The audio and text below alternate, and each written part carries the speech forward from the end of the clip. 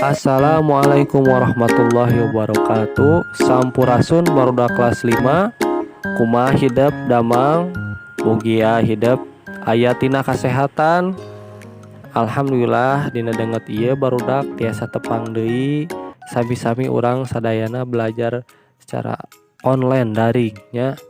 Nah, tina kesempatan ayeuna urang sadaya bakal diajar ngeunaan pangajaran ka-7 nyaeta kajadian.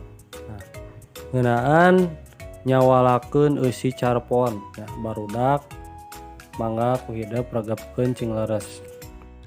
Ituna hayu urang sami-sami simak video pembelajaran ieu cing leres ku hidup sadayana.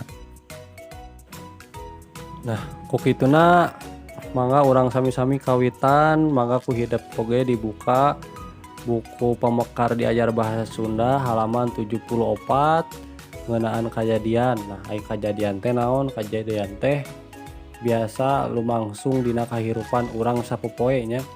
Aya kajadian pikabungaheun, aya oge kajadian pikasediheun. Kajadian teh bisa ditepikeun dina rupa-rupa wangun wacana. Di antarana wae carita pondok. Nah, carpon teh nya ayeuna oge hidup bakal diajar carpon nu eusina kajadian dina kahirupan. Nah, anu salajeng nanya eta aya carpon hartosna naon? Anu terang barudak. Nah, janten carpon teh atawa singgetan tina carita pondok. Nyaeta salah sahiji karya sastra dina wangun lancaran atawa nu disebat oge prosa. Prosa teh aya dua rupa nya, nyaeta prosa buhun jeung prosa modern. Carpon kaasupna karena karya sastra dina wangun prosa buhun. Contoh wangun prosa buhun anu liana. Nah, selain ti carpon nyaeta novel. Sedengkeun contoh karya sastra dina wangun prosa buhun nyaeta sapertos dongeng jeung carita wayang.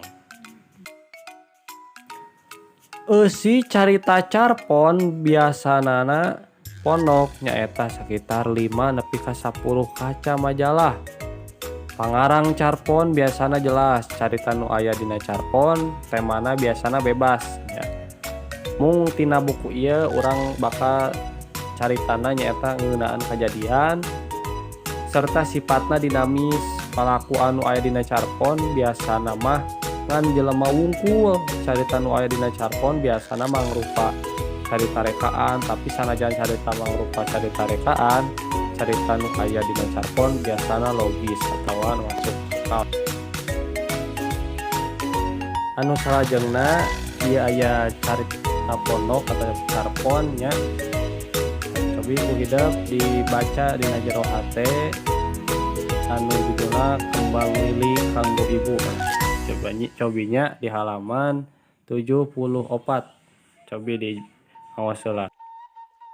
Saatosna hidup maca carpon mangga ieu aya ngalarapkeun kecap di awas deui nyaeta dina bacaan atanapi awas anu tadi carpon aya kecap pang dipikaresepna, hartina nyaeta paling dipikaresep. Nah, kalimahna aya sapertos kieu. Kembang lili teh pang dipikaresepna ku ibu.